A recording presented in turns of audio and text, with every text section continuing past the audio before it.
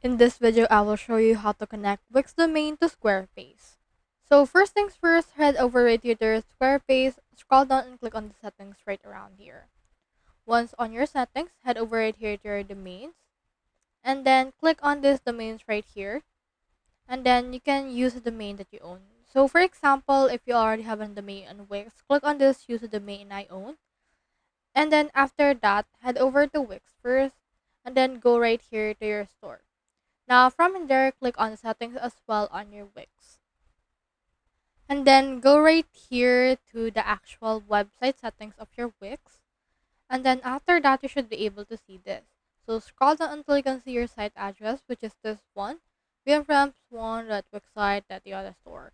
So if you already have a custom domain, you can head over and then use that as well.